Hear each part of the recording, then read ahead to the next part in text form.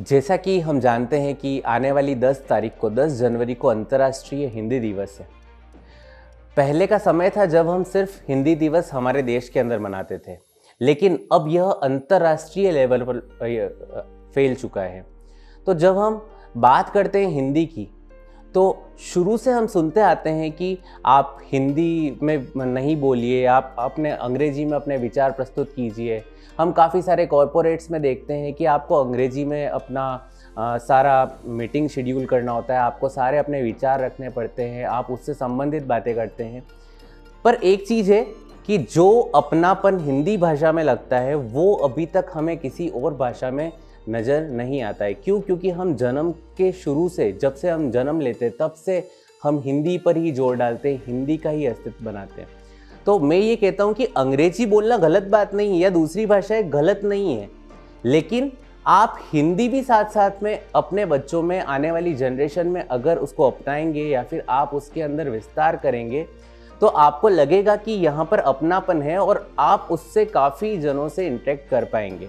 मैं एक अपना लेटेस्ट वाकया बताता हूँ कि जब आने वाले फॉरेनर्स जो हैं वो मुझसे हिंदी के कुछ शब्द में बात करके इतना अच्छा महसूस कर रहे थे, उन्हें लग रहा था कि हाँ, मैं उनसे इंग्लिश में इंटरेक्ट कर रहा हूँ लेकिन वो मुझसे हमारी भाषा में इंटरेक्ट कर रहे थे। तो हमको लगता है कि ये हिंदी जो है वो हर जगह पर सार्थक होती है।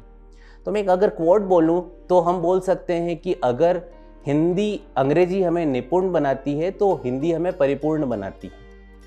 तो मैं तो सिर्फ यही इस मंच के माध्यम से कहना चाहता हूँ कि हिंदी को ऐसा नहीं समझे कि हिंदी बोल रहे तो हम पिछड़े हुए हैं। हिंदी हमें बहुत आगे तक ले जाती है और हिंदी जो है हमारे जीवन को सही मायने में सार्थक करती है।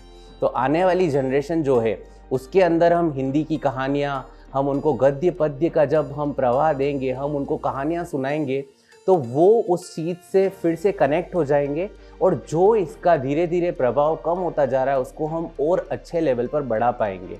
अब यह अंतर्राष्ट्रीय लेवल पर प्रभाव फैलने लगा है तो हम चाहेंगे कि ये प्रभाव और आगे फैलता जाए और इसकी ख्याति और आगे बढ़ती जाए। हमने काफ़ी हिंदी में गद्य पद्य संग्रह पढ़े, जैसे दुष्यंत कुमार जैसे महान लेखक जिन्होंने हिंदी में गज़ल को लिखना, उस विधा को आगे बढ़ाया। उसके अलावा गोपाल दास नीरज जी, इतने बड़े बड़े कवि हुए जिन्होंने हिंदी भाषा में सरलता से किसी भी पद्य को, किसी भी गद्य को हमारे सामने प्रस्तुत कर दिया है। प्रेमचंद के उपन्यास हों, चाहे अलग अलग तरीके के जो ग्रंथ हैं हमारे, उसके अंदर अगर हम देखते हैं तो हिंदी का इतना सार्थक प्रयोग है। हम उसे पूरी तरह शुद्ध तो नहीं बोल सकते, पर हमारे बस में जितना हो हम उतना बोल सकते हैं। मैं अपनी बात इस कविता के साथ विराम देना चाहूँगा। भारत माता के मस्तक की मैं बिंदी हूँ, हिंदी हूँ, हाँ हिंदी हूँ, मैं हिंदी हूँ। हर मुख से बोली जाती मैं भाषा हूँ, जिसमें हुई समाहित में परिभाषा हूँ।